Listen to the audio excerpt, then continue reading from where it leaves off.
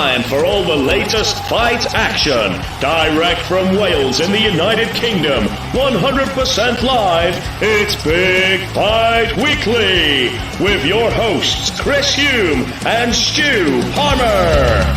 I look into the mirror and all I see is failure staring back at me. The light gets clearer, but when you got that voice inside your head saying,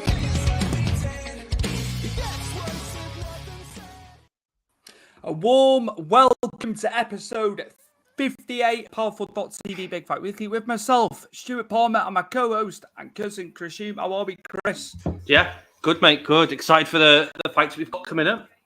Also, you've been beavering away this week. We are live on Twitter as well. So Yes. Follow Big Fight Weekly on Twitter. We are live right now. Me and Chris have retweeted to our personal pages as well. So yeah, we are available there as well. But yeah, let's get right into it. A blockbuster card, Chris.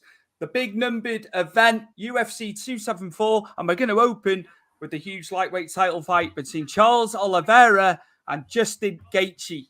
Now, a clash of styles, Chris. But can the explosive Justin Gaethje go one further than being interim champion and defeat Charles Oliveira, who's been fantastic? Yeah, Charles Oliveira is definitely stepped up to the mark since his days at featherweight, hasn't he? He moved up to lightweight and obviously found his division and has been fantastic all the way up to getting his title shot against Michael Chandler. He got through some adversity against Michael Chandler. He then fought Dustin Poirier, didn't he? Fought again through some adversity, not diversity. What am I on about? Adversity, and then ended up submitting Dustin Poirier, who was on a very good run, wasn't he himself? He beat Conor McGregor twice. He had all that momentum going into it. Obviously, so did Charles Oliveira. Justin Gaethje fought Michael Chandler, which was an excellent fight a few months ago to guarantee himself this title shot against Charles Oliveira. He also fought Khabib in Khabib's last fight. Justin Gaethje and just came up short because Khabib is just that man that nobody can beat.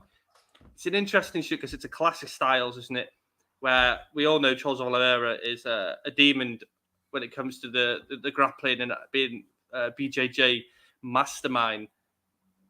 Can he submit Justin Gaethje? And can Justin Gaethje rock Charles Oliveira, which we've seen, Stuart, in his last couple of fights when he's been rocked, his fighters haven't been able to finish him. Can Justin Gaethje be the man that can finish Charles Oliveira if he gets that opportunity? We've seen the heavy hands. He's probably one of the heaviest punches, across all weights as well. So I would not write Justin Gaethje off, Chris. I don't think we can, but at the same time, look at the evolution of Charles Oliveira. There was a lot of losses in the UFC, and then he's gone on an absolute tear, and it can just happen, can't it? You light that rocket, and you start getting some wins, and it's anybody's bad thing. I'm edging towards Justin Gaethje. I'm not in line with what the betting's saying. Oliveira is slightly ahead on the bookies odds, Chris, but yeah, I think it might be Justin Gaethje's coming out party to get the full title as champion now. I really do believe that. Listen, it's not a bad call to go with Justin Gaethje. Justin Gaethje's got a lot of attacks with his arsenal and his skill set. The guy sets up kicks for your calf kicks, and he does calf kicks different to everybody else. He's very in close with his calf kicks, and he does some damaging kicks with those kicks, but he moves up the leg as well. And he can obviously, don't forget, he can mix it up with his strikes. We've all seen Justin Gaethje and how good he is with it when he's coming at a person with his uppercuts as well. He's all against Michael Chandler. He's a lot more calmer these days, Stuart. He's not like a hurricane trying to get through people, because in older fights, he was getting caught, getting wobbled when he was trying to go into a firefight. Whereas since Tony Ferguson, you've seen a bit more calmer, precise, did a bit more using his precision a bit more against fighters like Tony Ferguson and Michael Chandler, not getting caught up too much in a war, which we obviously were known for Justin Gaethje. But Charles Oliveira, Stuart, he's got that. I think he's 74-inch reach, isn't he? Where Justin Gaethje's 4-inch is 70-inch reach. That can tell a tale, because Oliveira is getting better with his strikes. He's using them to really rock the fighters he's fought against. Michael Chandler, he used the inside and he used a jab and a hook and caught Michael Chandler and caught him cold. but he hasn't got that scare. He hasn't got that frightening part where if he gets taken down by Justin Gaethje, he's not going to worry, is he? But I can't see Justin Gaethje want to play that game with him personally myself. I just think it's a dangerous game. But again, Dustin Poirier, who beat Justin Gaethje, don't forget, was having a fantastic time in the stand-up in the first round in a round and a half until Charles Oliveira took him down. And when Charles Oliveira took him down, he was just smashing him with the elbows when he was in guard. And then we saw Charles Oliveira in the third round jump to his back, gets that rear naked choke, and he's very, very, very good at doing that. He's like a snake, is Charles Oliveira. Once he's got that back, and even if he's standing or on the ground, it's pretty much over. It's just an interesting, because it's such a contrast to styles between these two, and I'm excited to see where it goes. Can Justin Gaethje be the man to stop Charles Oliveira and actually finish him? Or is Charles Oliveira going to be the guy that just submits Justin Gaethje, carries on his merry way, and obviously set up for Makhachev or, let's say, Conor McGregor if they want that money fight? Is it going to go past Conor now? I don't think it'll go past Conor. I think if either one of these wins the title, unfortunately, as much as I prefer to see Makhachev in there or a Dariush, I feel like Conor McGregor could get sort of pushed into that, because it's a money thing for UFC, isn't it? Conor McGregor main headline to the main card. Everyone goes in to watch it if they want him to lose or win, whatever. He's still a person that sells fights, doesn't he? So you can see it happening a mile off, really.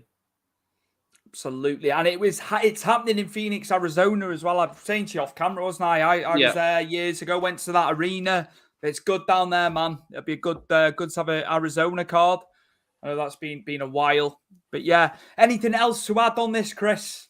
Before we go into the co-main, I'm sure you got a bit more to say on this one.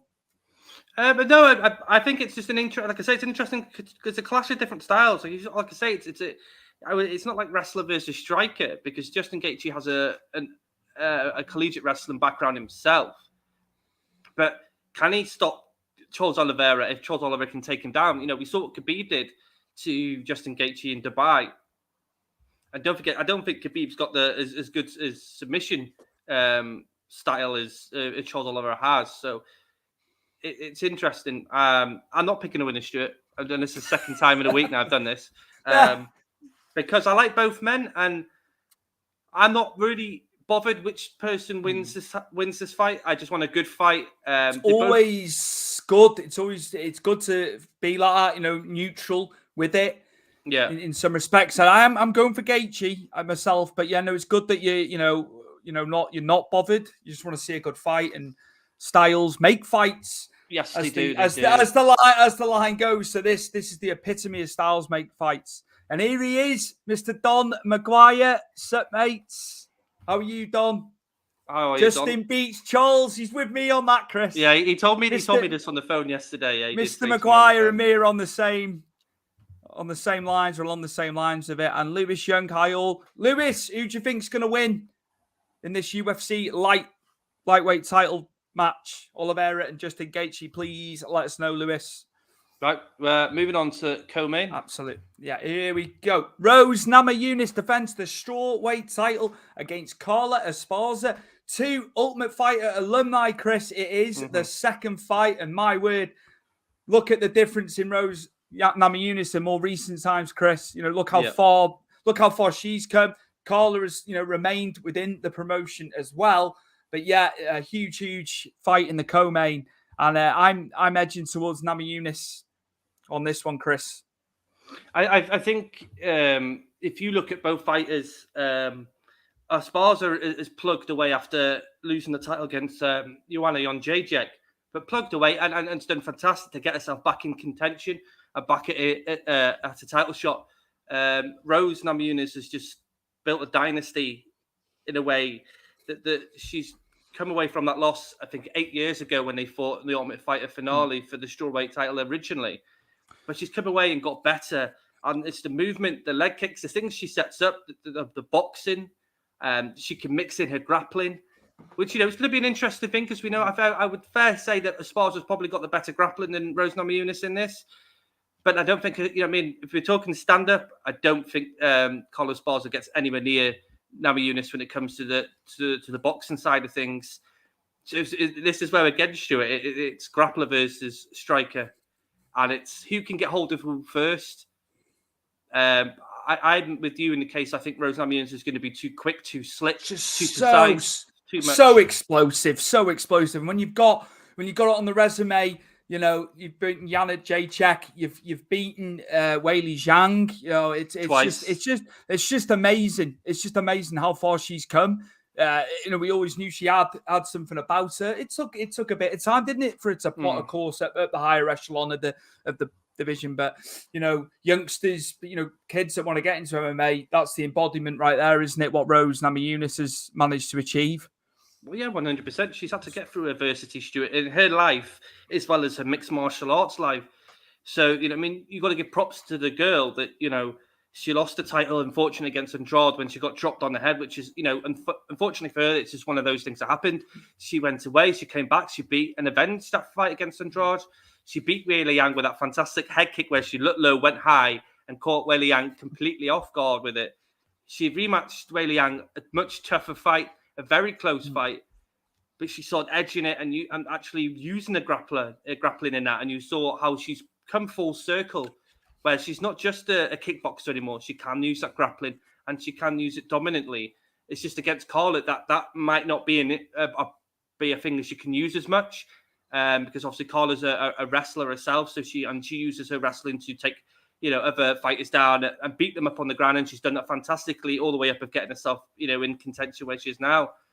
I just think if Carla gets a bit too excited with a stand-up, she's going to get caught very quick and cold by Rose Namajunas. Surely she's going to use her brain though, and not get into a fist of wrestling, into a fist of striking. You're asking for trouble, aren't you?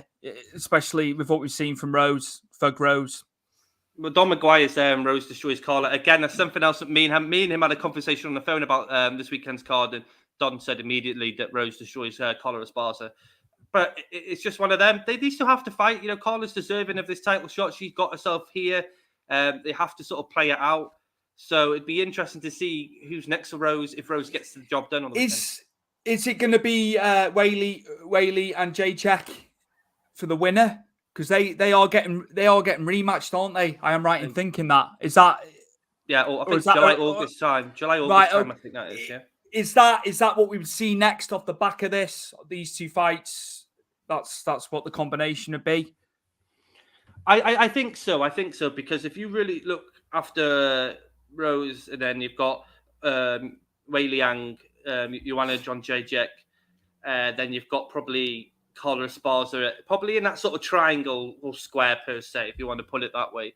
I think it's a case where it's just going to be quite a round robin for Rose Namajunas in rematches, because I don't think anyone else really in that division other than, I'd say, them four or really elite level to push. I think, Weili Yang beats everyone else.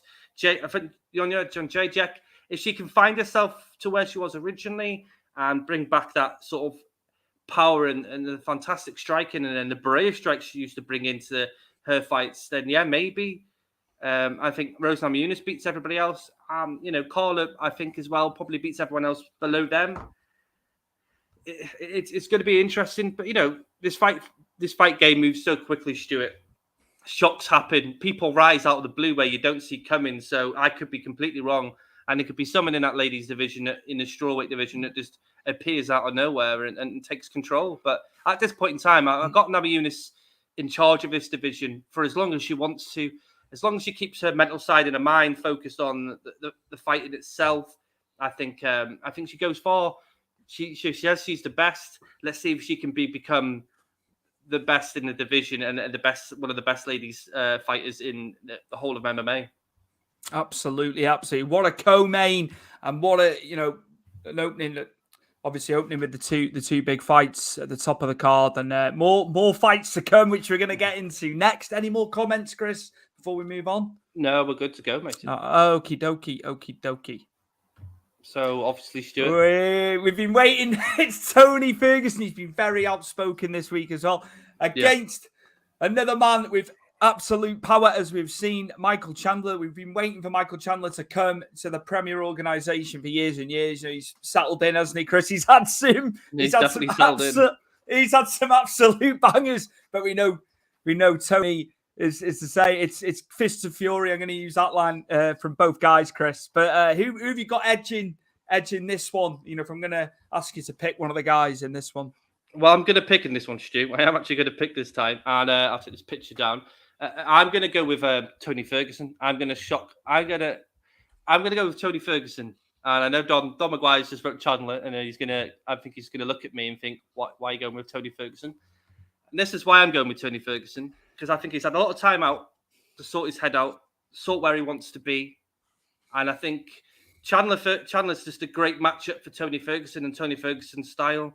You saw that, when Charles Oliveira fought Tony Ferguson, couldn't finish him. Justin Gaethje, who, both headlining this card for the lightweight title, both couldn't finish Tony Ferguson. Dalrush Stewart, who's I think is matched up with Makhachev again further down the line, also couldn't finish Tony Ferguson. Yes, he's not the same guy we remember that was on a 12-fight winning streak and should have fought Khabib for the lightweight title numerous times. But unfortunately, the gods above us just wouldn't let that happen, which is an absolute damn shame. I just think Tony Ferguson's going to turn up. I feel like Tony Ferguson's going to shock the world and show people that he's still in and around the top 10. I'm not saying he's going to be maybe title shots or contention, maybe, but I think he's going to prove that he's still a viable fighter and a viable opposition to everybody else in that division, minus probably Makhachev and Gaethje and Oliveira. I think he can beat a lot of people around him, but his head game. Can he come in and think it's fighting and not get carried away with everything else? But I just think he's really tough fighter. And Chandler, of course, Stuart brings heat, brings the fire. He's got the striking. He's like, very much like a Chad Mendes, but much better all round than Chad Mendes was. He's got the build of Chad Mendes, hasn't he? The 5'10", stocky, fantastic wrestler. He's been and done it all as Chad Mendes. He's been Bellator champion. He's had some crazy fights against Eddie Alvarez in Bellator. I can understand why he's come out and said that he's Dana White's favorite fighter on the roster, because he comes to bring it, and he saw it against Justin Gaethje. He did the same. It definitely is you right there, Stuart. It's the people's main event again, because Chandler was against Justin Gaethje, and it was a people's main event. So again, he's in another people's main event. I just feel like Tony Ferguson gets shaped. What I've got ingrained in my mind is the damage Ferguson's took.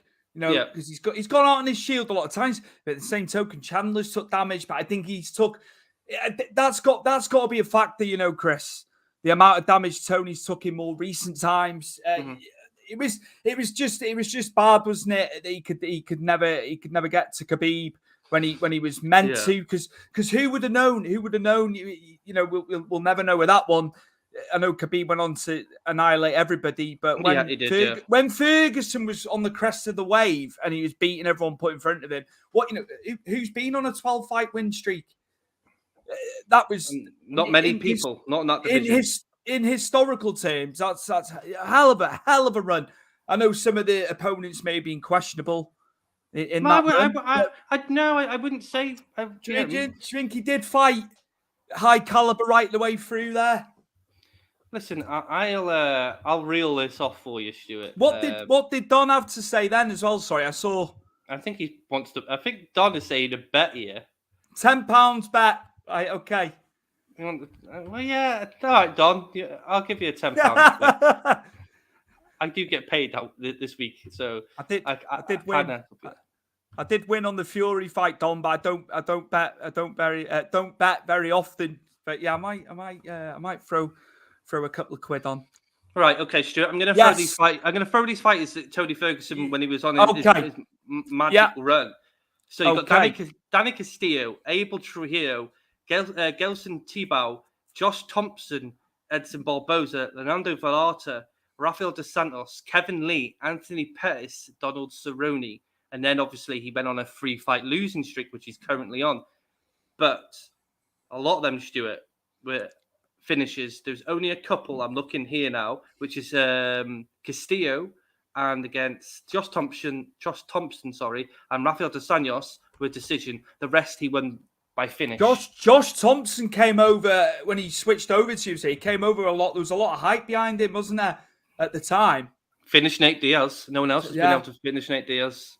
So, and then obviously I remember Trujillo being a tank of a build. Yeah. Guy, I always remember, you know, and you can remember like just like visually what they look like. But He's a big man. It's a hell of a run. But then now, if the pressure's on now because it's three losses, Chris, and you get into the 4 losses. Obviously, Dana, I still think Dana wouldn't cut him anyway because he's taken on Chandler, you know, one of the top ranking lightweights, Chris. Yeah. Well, but, you know, other people will get cut on a 2-fight or a 3-fight, won't they? But you know, it all depends on your standing with Dana, doesn't it? And the respect. What's his standing going to be after the post-fight escapade that he brought out, yesterday about not being paid enough and not being allowed to box, not being allowed to do anything else? He called Dana White a drug dealer. He might be going, mate, if he loses. Then, if Dana wants to be bitter about it, which he could very well be, that'll be right. You're out on your ear. But I suppose he would. We'd see him elsewhere, wouldn't we, if that was the case? But listen, funny things happen in this sport. Are you going with Ferguson then? Yeah. You're right. Okay, that's. You get. I take it you're Chandler. You're going Chandler with Don. I'm very. It depends. It depends because they're both going to come forward. I just can't see either getting stopped. I think it's going to be a decision. It's going to be a decision over the 3 rounds. I think, Chris. Imagine it was 5. Imagine it was 5 rounds. Well, yeah, but would we see a finish then? Maybe, Stuart. Listen, if Tony Ferguson comes in with the Tony Ferguson we all remember, yeah, okay. I think Justin Gaethje fight kind of took a lot out of him. He's never been the same after that interim title fight against Justin Gaethje because he took a lot of blows. But don't forget, he's an athlete. He's a machine. They're all strikers, but it's the proficiency of Gaethje. Just unbelievable. He's one of my favourites to watch, the striking. Don McGuire, the thing you don't remember is I shot these fights for years. You were right in amongst it, getting that in your peripheral right up there, Don. Yeah, can't take that away from you. You were in the house for all them big events, man. Don, why don't you tell Stuart about the Jose Aldo incident you told me yesterday on the phone? Oh, I'd love to hear about that. Yeah, send us some text over again, Don, about that. Yeah, just encapsulate some of it if you can. That'd be great. I'd love to read that out in a minute. Right, we'll move on because I think that fight it sells itself with Chandler and Tony Ferguson. Move on to Stuart. Maybe a sad note because of the 2 icons of the sport. They've been around for a long time. They fought the who's who. I'm talking about Cerrone and Joe Lozon. We obviously haven't seen Joe Lozon in a quick minute, but listen to Cerrone's post-fight. He didn't, he got upset, and it made me wonder to think, is this his last fight in the UFC? What did I say to you off camera? Cerrone, if he could, he'd be fighting until he was 50. But yeah, you're at the thinking now this will be the last hurrah for him. Because he's gone on probably a bit longer than he should have done, but he's been fighting at the top level. You can't dispute that. He took on all comers. It was like gatekeeper, wasn't it, for a lot of the fights? But he went on some very good runs in his own right. Just couldn't get the title. And one of the fan favorites, I put him up there in one of the top 5 fan favorites in UFC history of somebody who didn't get the belt. Chris, he's right up there, isn't he? He's beloved. The man's beloved. Conor absolutely obliterated him there, didn't he? Forget the Conor fight though. Used different tactics. It was brutal, wasn't it? It was brutal from Conor. He totally adapted. But maybe it is the last one. But then Joe Lozon, Chris, if Cerrone can get a W, because Lozon's not fought since 2019, as you've brought up, so he's going to be rusty. I think I'm edging to Cerrone. I think Cerrone will do it because Lozon is going to have a bit of ring rust, octagon rust, I think. Don's just replied for I asked him to put in Stu. When I got knocked out by Aldo, I was on the stool and got caught with an elbow unintentionally, Don. I'm assuming it was unintentional. Yeah, it was, yeah. Don, who are you going with? Are you going for Cerrone or Lozon in this fight? Which one are you going for, and why, if you don't mind?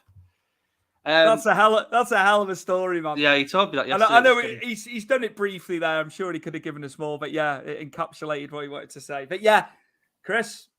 I think I don't think Lozon's going to be rusty. I think the guy's a practitioner, and you know, I mean, he's got his own gym. You know, I mean, I feel like the guy's been, you know, training, but not training for a fight for a long time. Sparring, it's sparring though. I'm still of the opinion. Yeah, you know, you can look at it either or. You get in there, you always remember. It's muscle memory, isn't it? But you know, your brain and all that. I just feel sparring, isn't it, Chris? Or am I wrong? Or am I wrong in thinking that? Am I wrong in thinking using that analogy? No, I don't think you're wrong at all. But it's not just the sparring. You got to watch out for Cerrone. It's his head kicks. His head kicks are the ones that you don't see. And Cerrone is very good at throwing his kicks because he doesn't show he's going to throw them. They just pop up and they come in, and you know what I mean. And you're out. And you've seen that countless of times throughout his UFC and WBC career. And also, I mean, Lozon's fantastic on the ground, and don't get me wrong, but Cerrone's equally just as sneaky with submissions as well. I think height-wise, actually, is going to be an issue in this fight. And I feel like, again, I want Cerrone to go out the shield. If this is going to be Cerrone's fight, I want him to walk away with a win and, you know, rise off to the sunset and carry on doing what he's doing.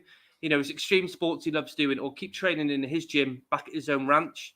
But a legend, both legends, at the end of the day, they've both been in there and fought the who's who. So, yeah, it's a sad fight in a way, but also it would be great to see them, the old boys, you know, have one last knock. One for the fans again, isn't it? We've got the people's choice with Chandler and Ferguson. That they got one for the purists, the guys that follow both guys. Yeah, he's got Cerrone. Yeah. I think I'm with Don. I'm with Don on that. I think he's going to come through that one. But as I say, don't sleep on Lozon. A lot of history within the promotion. A lot of history in MMA. So, be interesting. Be good to see that one, Chris. I'm just going to rewind the clock now, Stuart. And we're going to go back to last weekend, and bring up a fight which was absolutely fantastic. Loved every minute of it. I'm just going to bring down this so you can just see the strike ratio between Rob Font and Marlon Vera last Saturday. And but he was the state of Font, and you know what I mean. He's done over like 112 more sig strikes on Vera, but Vera obviously was more colossal in those 159. Chris, is that what we're going for? Because Font was a mess, wasn't he? To look at, but then he's thrown 112 more significant strikes. But yeah, what was the telltale thing in terms of why the judges went for Vera? I spoke. This Don made me think of this, right? Because I had to watch the fight again today because Don said watch it back and look at Rob Font and what he does to Vera. So I watched it back today because Don said, like, you know, have a different mindset for this fight again. So I did.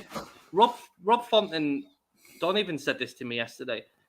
He showed a lot of holes in Vera's game, but he wasn't being able to connect as much and not as ferocious as Vera. But Vera was mixing things up with his leg kicks, and I think the leg kicks were causing Rob Font a heap load of trouble because every time he was coming in, those body kicks were coming straight at him and it was pushing him back. And Vera was very precise with his striking and his elbows as well, which cut up Rob Font a few times. I said to you last week I couldn't pick a winner because these two are really, really good at what they do. But yeah, I did see what Don saw, and you did see a bit of plot holes because when Rob Font connected with Vera Stewart, it was a solid punch or a solid hook, and he caught him quite good. If you're looking now forward for Marlon Vera, yes, he'll have the energy and the excitement and the push to go on now to keep going because he's got this momentum. But if he's going to fight someone else who can land as much as Font does, but can hit harder and also mix up his kicks, Vera could be in a bit of trouble. I know he's called up Jose Aldo again. And they fought, I think, last year or the year before, Jose Aldo won a decision. I think Jose Aldo, as you always say, Stuart, is in his Indian summer, and he hasn't gone away. I think that Aldo is still in there. It's an interesting bout for Vera if he gets it, but I think if Aldo can land as clean as Font can, Aldo will finish Vera. That's my take on it. Wonder where next for Font. That's the thing. It's still, there's still fights in there, isn't there? We were saying last week in that division. Yeah. Off the bat, win, lose or draw. There's still people in there, isn't there? But where for Font? It's apples and oranges with the judge in there, isn't it? Because you can make a case, as you've said, as Don said, you can make a case for Font, and the striking. That's the big thing. But I think they've just seen that Vera did more damage with his strike. Yeah. Was he more proficient with less strikes, but he's done more damage, and visually that's what you can see. Maybe they were looking at that a bit. The damage that was sustained. I think I'd probably go along those lines. I think when you're a judge and I know it's annoying to say this because you can see fighters get bust up really badly, but or in control of the fight because things like that happen. But Rob Font was really damaged. His face was really swollen. He had a lot of gashes on that face. His eye looked awful. I think you're right. I think maybe that Marlon Vera didn't have as many strikes as Rob Font. He was more precise. And just used his arsenal a bit better than Rob Font. But Rob Font was a bit more pressure, trying to catch him in the pocket, trying to get him up against the fence and land that sweet one. And he did land that sweet one, but I just don't think he had enough power in him to catch or to put the lights out with Vera, where I feel like if a much better, well-oiled striker probably would cause a lot of problems for Vera. But again, Stuart, great fight, great advert for MMA as a whole.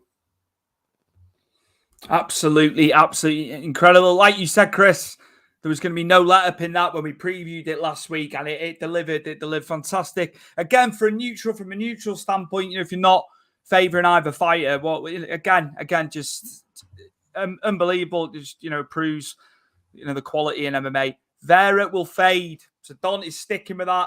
He sees holes in Vera, and that obviously, if it is Aldo next, it'll be another loss. Possibly, the MMA way of things is weird, isn't it? 1 minute you can think this fighter's going to beat this guy, and this guy loses to that guy. The maths of MMA is mental.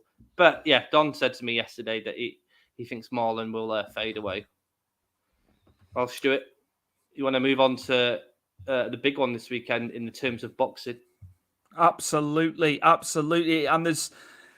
Well, what else can I say, Chris? Because he's stepping up. He's going up in weight again. He has fought at light heavyweight Canelo previous to this. He has been up there before, but he takes on Dmitry Bivol next, and it is the Russian. He's not knocked anyone out in 6 fights, though, Chris, as Bivol. It's not been in his arsenal, his game, and also Canelo at 5'8", 70.5 reach. He's got. Bivol at 6'72", so he's not far on reach there, and we know how much he likes to go to the body, and he can get inside even though he's the shorter man. And it's the power of Canelo. I don't know if he'll stop Bivol. I think he's going to be, it's going at the weight, isn't it? 175. It's only £7 difference from super middleweight, Chris. But I've got Canelo on this one. He fought Kovalev at light heavyweight. Kovalev been superb at the weight for years and years, won world titles. I've said it time and time again, but Canelo beat him. It just seems, where's his cutoff point in terms of going up the weights? I think this is him now. But then we're going to talk about something after.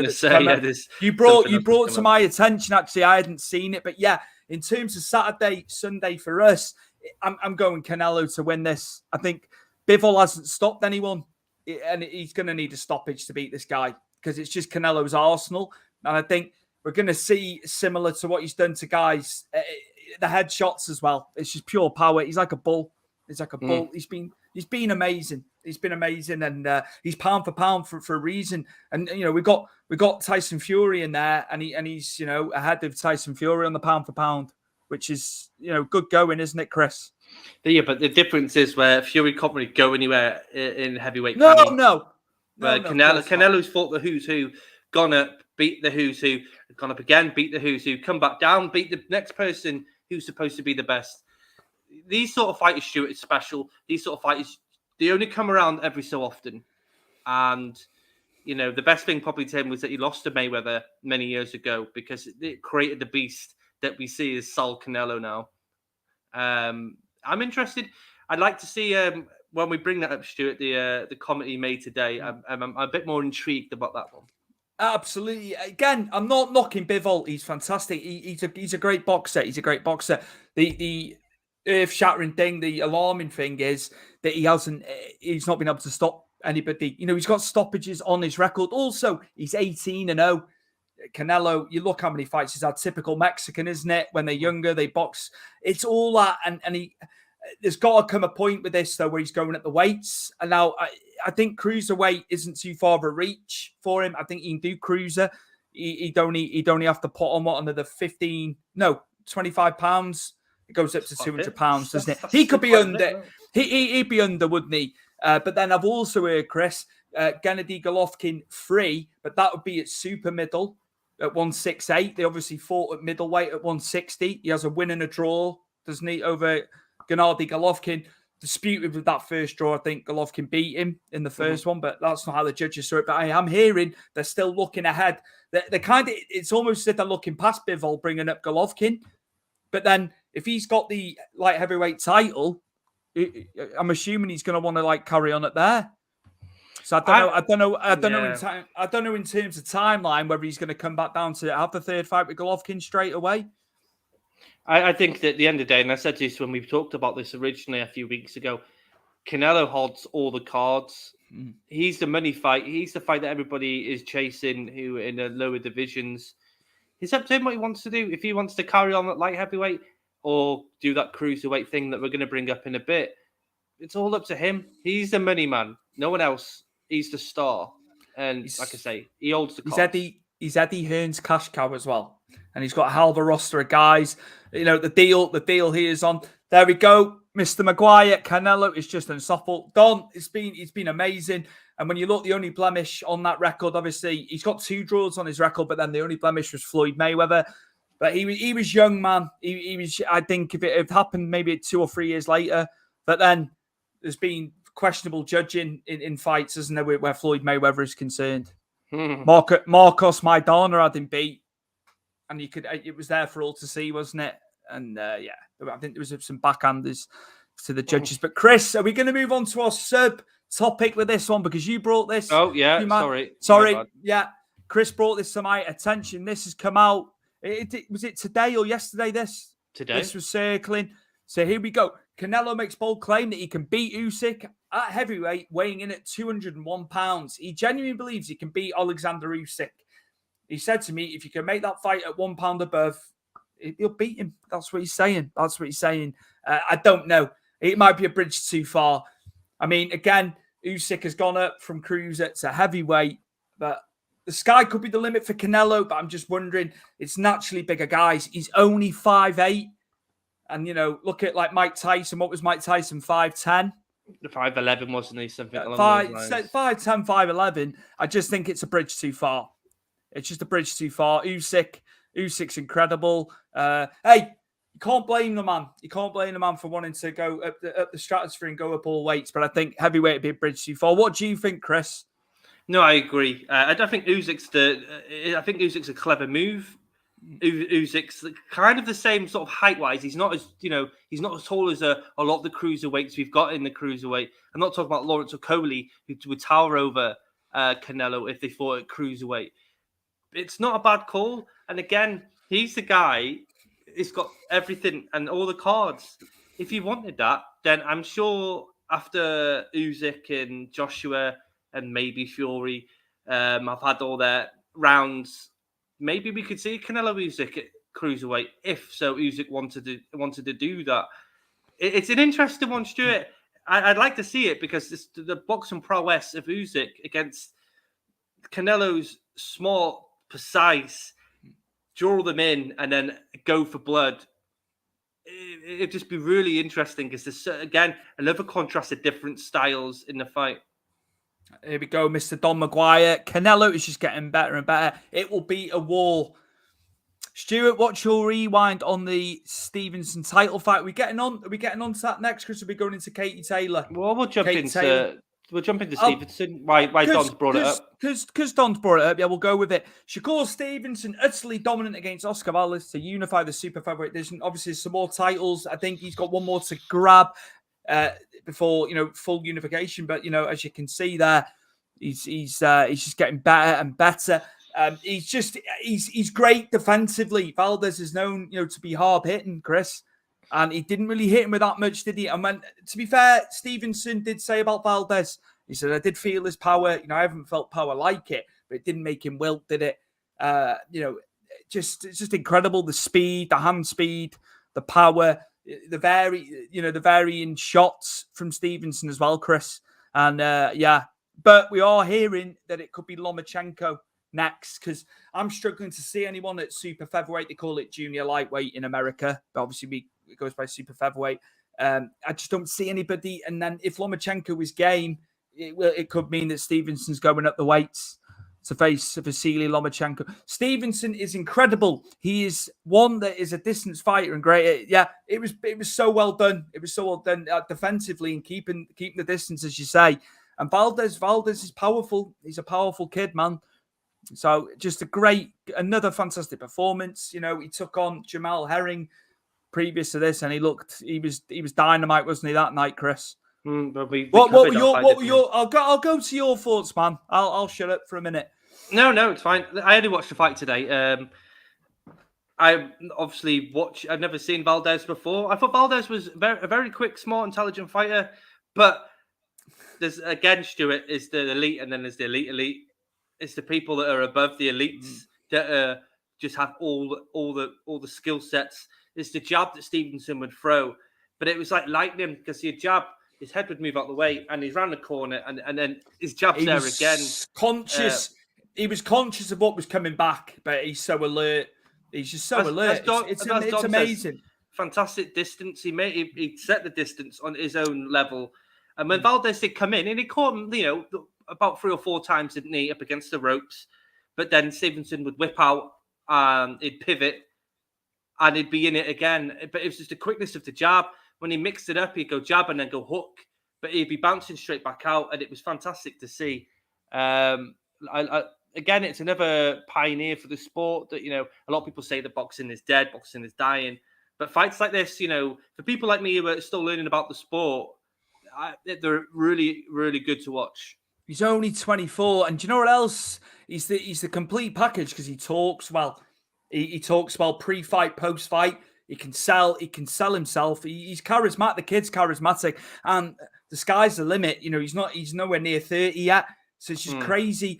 If Vasily Lomachenko wants it, I can see that happening sooner rather than later. Lomachenko, he had a bad night, a couple of years ago, 18 months ago. But then Kambosos Jr.'s in there now as well. But he'll avenge it, Lomachenko. I just think, but it opens up. Could Shakur Stevenson get the W? And I think it'd be a hard night for Lomachenko. Here in the States, after the Taylor fight, they want women to have 3 rounds on title fights in 12 rounds.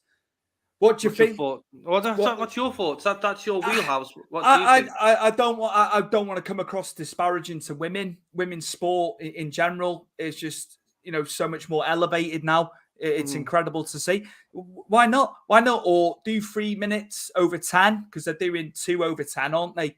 But Don, there's no disputing that they could do 12 3-minute rounds. I think women's sports in a fantastic place in general. Not just boxing, not just MMA, everything. It's great. It's great. And they deserve the platform. They deserve to be on a pedestal like the men. Chris? Yeah. No, I completely agree with you. What do you think as it pertains to upping it a minute per round? Why not, though? At the end of the day, you're right. If the men can do it, why can't the ladies do it? They're just as athletic as the men. They put in as much as the men do. So why not let them do that? Why not can't we have a fight where they trial it out? Doesn't have to be a big fight, does it? We could find some, relatively no names, stick them together, trial a fight out that's, 3 minutes over 12 rounds. to see how it goes. I am not opposed to it. I think women should be equal in the case that they should be able to fight as much as the men do. So why not? They do it, they do it. The UFC, they do it, don't they? It's 5 minutes. Yeah, they don't get any difference. They can do it there. They can do it there. There's no reason why not. There's no reason why not at all. Are we moving on? Yeah, Don's already to say. MMA point. There we go. Yeah, reiterating there, Mr. Maguire, the MMA aficionado there. MMA women put in 25. Yeah, it can be done. Then it can be done. It can be done. Even if they say 10 at 3, that's 30 minutes. Well, listen, like you and Don have just said, if the ladies in mixed martial arts can go 25 minutes, and 5 minutes, over 5, and the conditioning's amazing at these fighters. It's just amazing, and what they go through, what they sacrifice day in day out. You know what I mean? How many hours a day are they training? It's amazing, the sacrifice. We all wait for the fights. But it's the camps, isn't it, Chris? I'm going off. No, that's fine. I'm going off kilter. But what you're saying is making sense. What you're saying is making sense. We have a focus, don't we? We're waiting for the fights, but it's amazing what they have to do. It's amazing what they have to do to be fight ready. Right, we're going to move on to talk about ladies. We're going to it's a very good transition to a fantastic Stuart. And may I say, an iconic fight for the ladies boxing.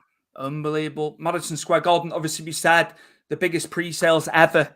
Amazing for men, women, everything. They did so well, and fantastic achievement. Katie Taylor wins by split decision, Chris.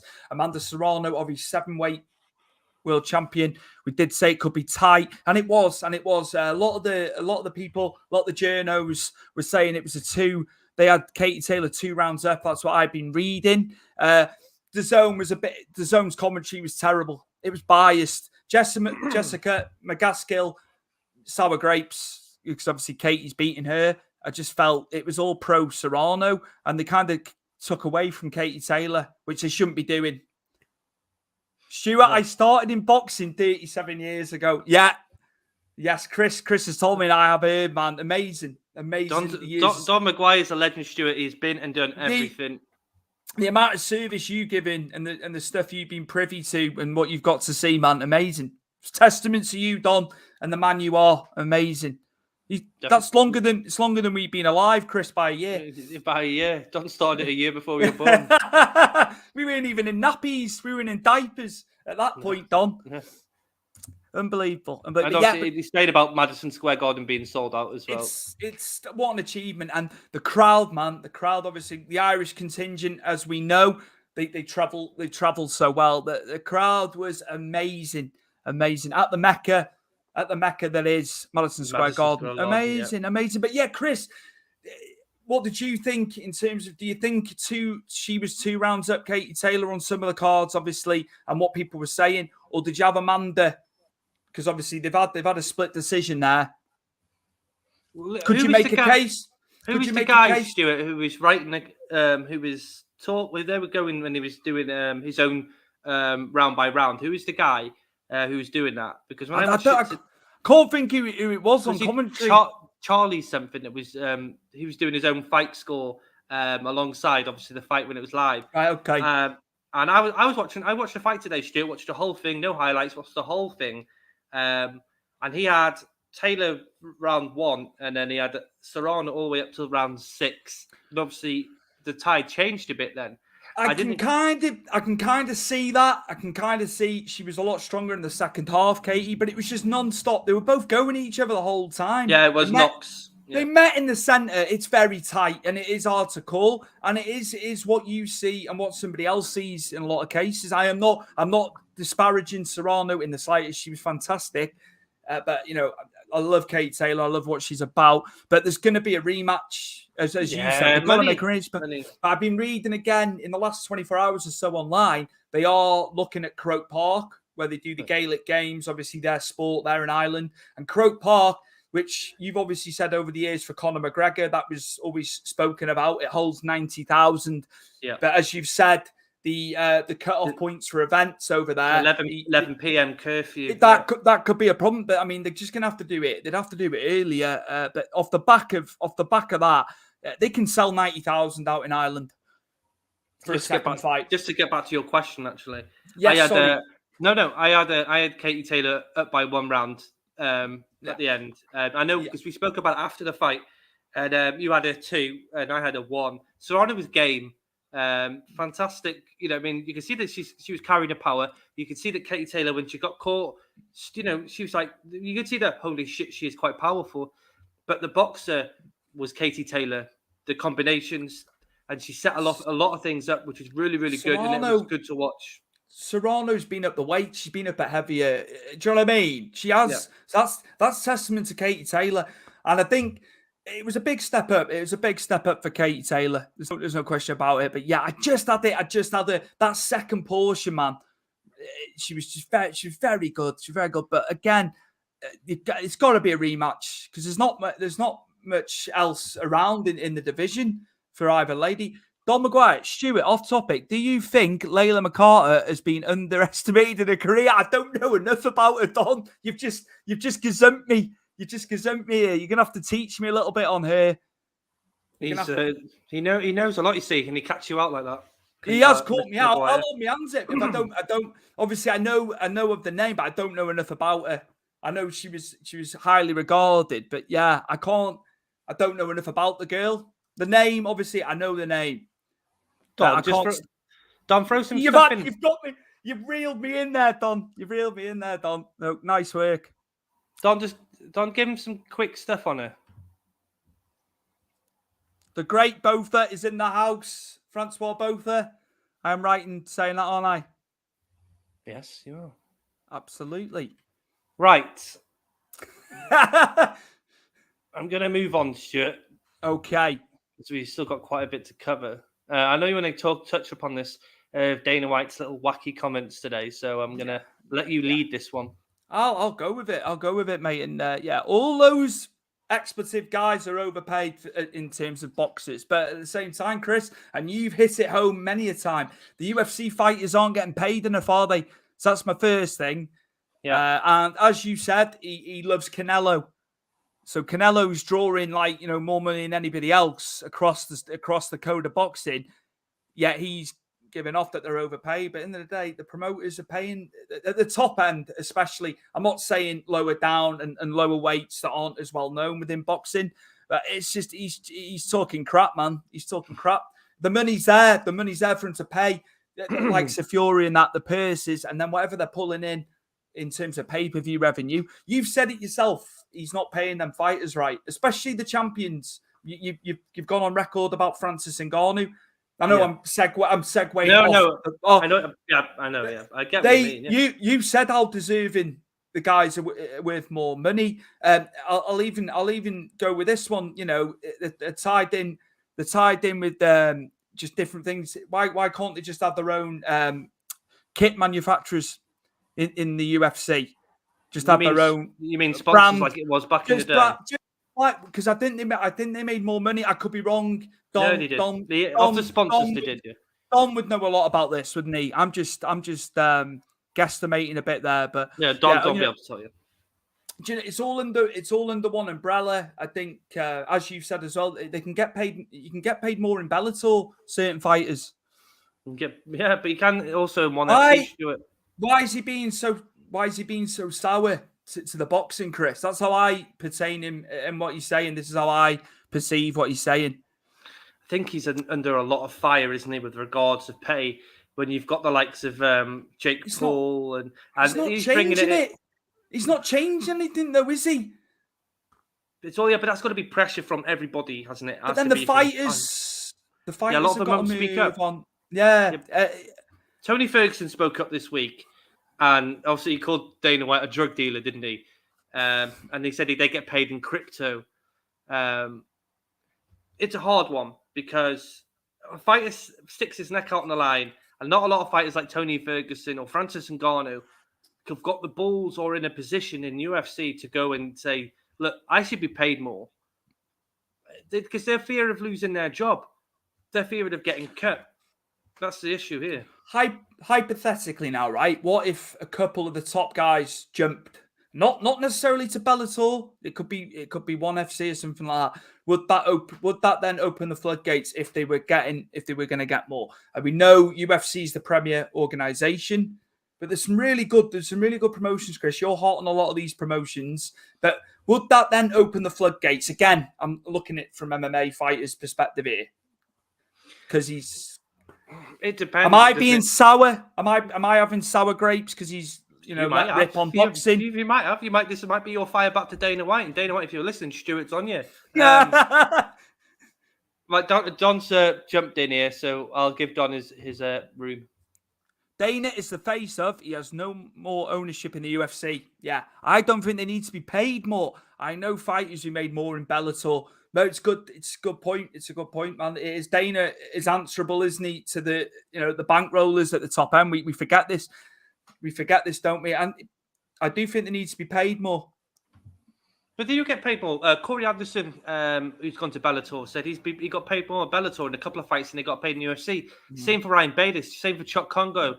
Lyoto Machida. All these fighters who dropped off, or Gegard Mousasi as well. All these fighters that dropped off the UFC radar and went to Bellator, or they went to ONE FC or WSO or PFL.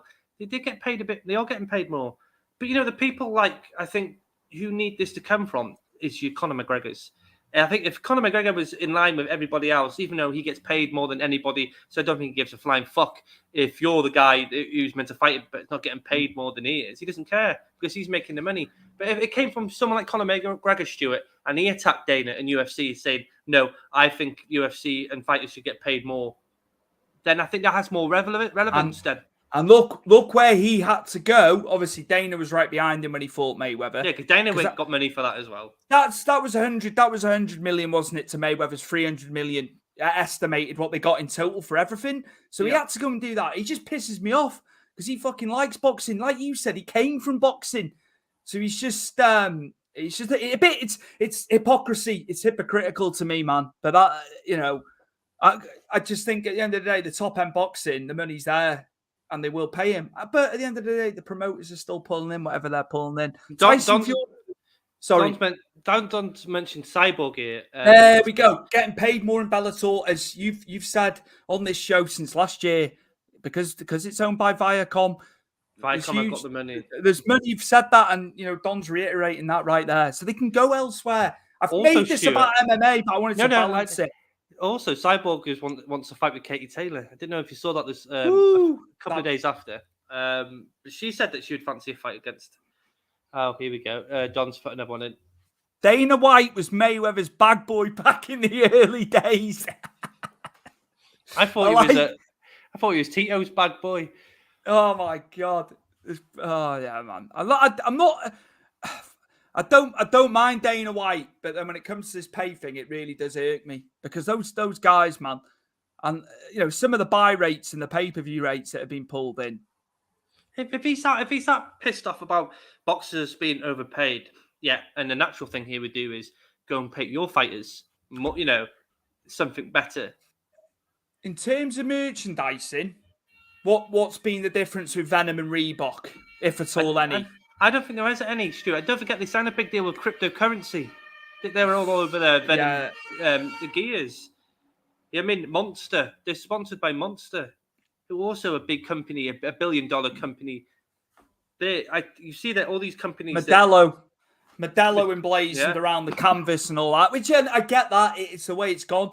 America has always been full on with sponsorship, whatever sport it was. I mean, they're following suit in the Premier League and stuff, aren't they? Yeah. Shirt sleeves, it's just across the board. If they can make money, they make money. It's changed, doesn't it? The way you advertise, the way they pull in money. I get it, but just filter it down to the fighters, man. Is that they're putting their lives on the line for him? But as Don said, not just Dana, it's the big cheeses that obviously bought it from the Fertitas. But you know what I mean? Dana White, last time we saw Canelo fight, he was sitting there cage side, Stuart, on his laptop watching Canelo fight. You know what I mean? So yeah. He says things. I think Dana White says things sometimes just to get a reaction off people.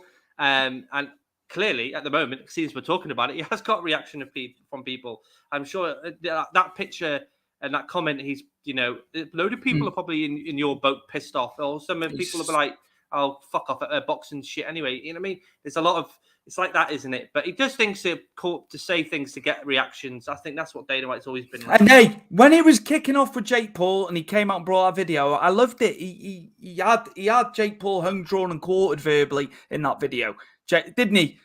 When it was all that, the warlock and all that, he was on my payroll years ago and now he's with you.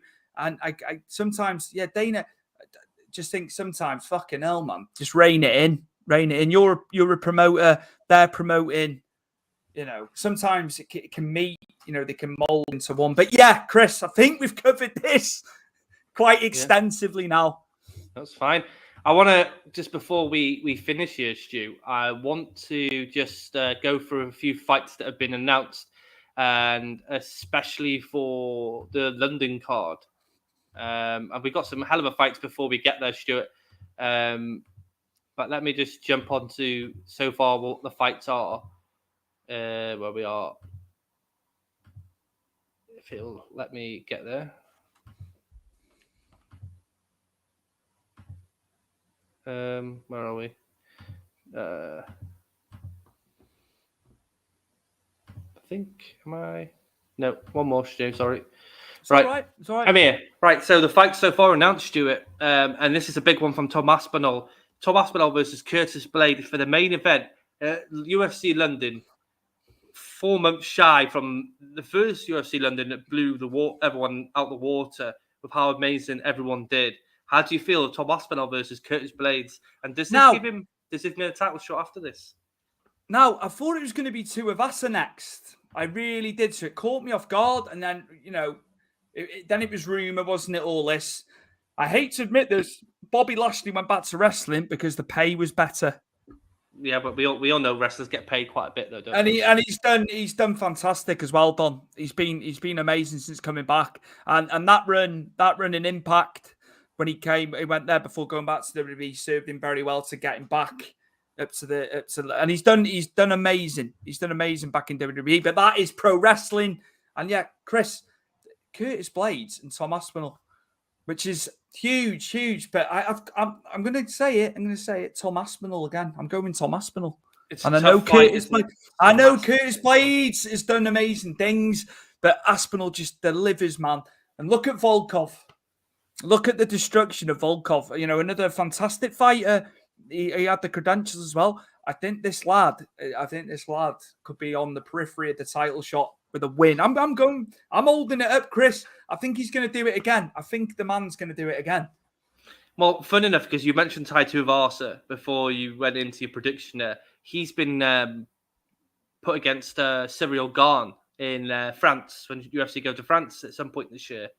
So I'm thinking here, because we're going to be loggerhead with a title, aren't we? With Ngannou, John Jones, Stipe Miocic situation.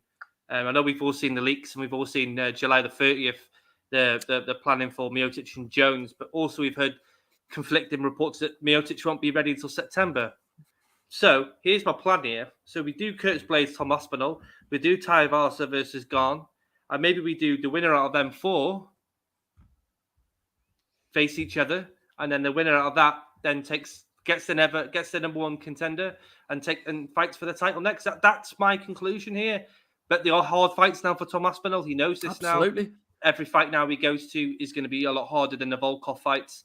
Curtis Blades is coming off a really good run as well. He's showing a lot more better with his strikes. It's going to be interesting if Tom Aspinall can utilize his grappling with someone who's a very good wrestler in the heavyweight division.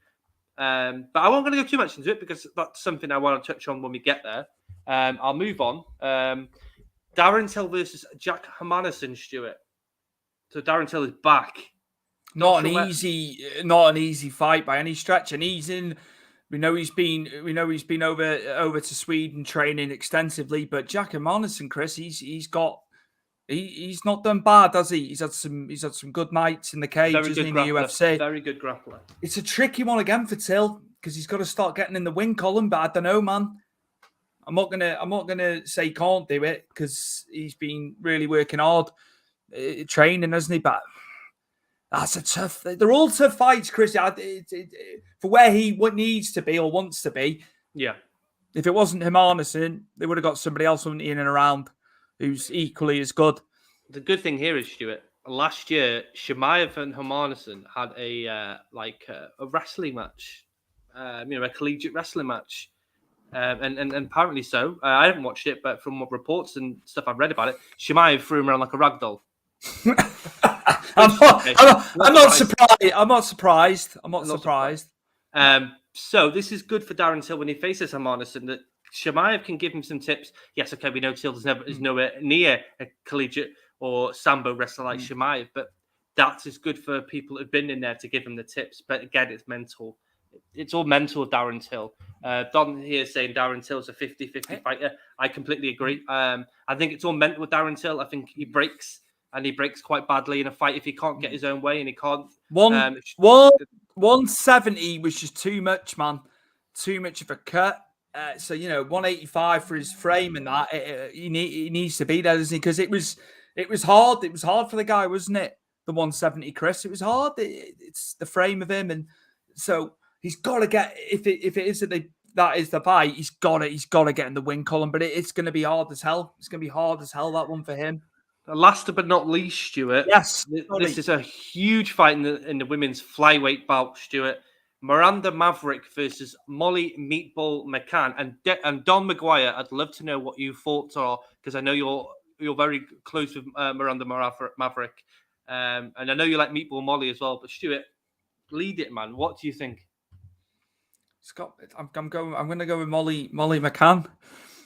Okay. I think she's going to get better and better, and she's been over. Obviously, I've seen she was with Dean Thomas, wasn't she? And Matt Serra. She had a couple of trips to New York in the last month or so. I know they're doing a lot of promotional stuff, advertising. My homie Miranda. I thought you'd go with Miranda. I've got to go with Don. Molly McCann's a fellow Evertonian as well. Yeah, that way. So regardless if she was the not the favourite for this one, I've got to go with Molly, mate. And she's getting better and better. She's getting better and better, that girl. She's had a bit of adversity. We know that, a couple of defeats. She was close to getting cut as well. But yeah, you've got to love the meatball. You've got to love the meatball, haven't you, Chris? Whoever put these fights together, a terrific fight put together. Yeah. And it's a good, solid test for Meatball Molly. But again, yeah, Don's shutting you down there. Don, you're well versed, man. So we respect your opinion, of course we do. Yeah, I like Meatball, but no challenge. That's cool, man. That's cool, man. You know your stuff inside out and backwards. So we like that. We like that. I did see a Paddy on the leaked photo, Stuart, but I couldn't find a picture of who he was up against. So there was one side with Paddy for this card, and then I couldn't find the other leaked photo to see who he's up against. But Paddy is on this card. Is it Topiora? No, it's not Topiora. Ah, fucking hell, man. That's the fight. Get him in there. Just get him in there together. The Heat, man. The Heat fight week. Yeah, but down in London, man. It's protecting Paddy, isn't it? Just throw him in there, man. See if I can find it. Just throw him in there with him. He can't. They're at loggerheads already. It sells, man. I'm all get it made. That's the one for me, Chris. But obviously, you're saying it's not going to be him. Got it. It's against Ottoman Atasar, who's undefeated. Stuart, very, very good. That's another massive test. And I like this card, Stuart, because I feel like these fighters who had a fantastic run in the last UFC London are now getting tougher matchups. They're putting the rats amongst the pigeons now, aren't they, to get them? Yeah, they've got to. It's levels, isn't it? It's levels. So you can understand why those matches are getting made the way he's doing it. And this is what you got to do if you're in the premier organisation in World MMA. In all fairness, Maverick has been in my life since she started. Oh, that's nice, man. That's nice. You got that connection with Maverick as well. Nice, man. She's not the only one. Don has a library book of fighters he's been there from the beginning with. Absolutely. So that's why he's a legend. You are, man. Right, and there's Mohamed Bakaya versus Charles Johnson. I'm not familiar with Charles Johnson. I think he was LFA champion a few years ago, or was it last year? I can't remember. But we saw Mohamed Makayev and saw how good he is, our own Dagestani Brit monster. So it'll be interesting to see where he goes, Stuart. And the only blemish on this card so far is a fight I'm not really interested in. It's Gustafsson versus Krylov. I'm just not interested in that at all. That's fair enough. It's one of those fights where I hope it's not on the main card, but it'll be on the main card, and we'll lose a Jack Shaw or a Mason Jones who won't get on the main card because we've got to have to put one of these. Who to save the main card berth this time round? Paul Craig, because Paul Craig deserves it. Come from behind subs, mate. He's the king of that at the minute because he was struggling. He was struggling in that fight, and then just out of nowhere, no panic. There's no panic with that man. There's no panic. That's the key. He's cold, calm, and collected, that man. But yeah, I'd say also, Chris, before we go as well, we've got to plug the Fighter's Voice, Don Maguire's show. Yes, Don will be back at some point, I'm sure. But I highly recommend the Fighter's Voice with Don Maguire. It's fantastic, and he has a library of fighters, managers, owners, ring announcers, boxers, everything to do with combat sports. Don Maguire has seen it, done it, and spoke to everybody, and he's just popped it in here. He has his own page. The original Fighter's Voice with Don Maguire. There you go, in black and white right there. Yeah, absolutely fantastic. The interviews and the guys he gets on from within the industry. Amazing. You do a great job. So good. Is that us, Chris? Thank you, mates. Yeah, no problem. And to you, Don, mate. And to you. Thank you, pal. Much appreciated. I actually think that's it. I think we have covered a fair bit more than I expected us to get on. Right? We were trying to get to an hour. I thought we'll do it in an hour, but we've gone 11 minutes over. But that's just there's loads going on. There's loads going on. We're getting into the summer now as well. But yeah, UFC 274. We can't wait to cover all the results next week. Obviously, Canelo and Bivol. Canelo and Bivol at light heavyweight for the WBA title as well. It's going to be huge. I'm not discrediting Bivol at all. He's the bigger man. We will see what happens. But Canelo, man, the range of punching, the body punching. But yeah, we will see next week, Chris, and great show tonight. Thank you, Don. Much appreciated, Don. Before you go, Stuart, let's quickly plug our stuff, man. Also, our first time on Twitch, so I'm looking forward to the continuation of us on Twitch. Catch us on Sports Social, our YouTube channel. All our links are in the description below. Our own Discord channel, I only sort of put that out a couple of weeks ago, so I'm sort of warming to Discord still. But if you want to catch us after the fight, have more conversations, all our links are in the description below, and we look forward to speaking to you. Absolutely. We will see you next week. It will be episode 59 of Powered4.tv Big Fight Weekly. We'll have all the fallout for UFC 274. We'll have the fallout in the boxing as well. Canelo and Bivol for the WBA Light Heavyweight Championship. Can't wait to cover that next week. And we'll have all the latest news as well for you as everything develops within combat sports. And we'll see you next week. I'll see you next week.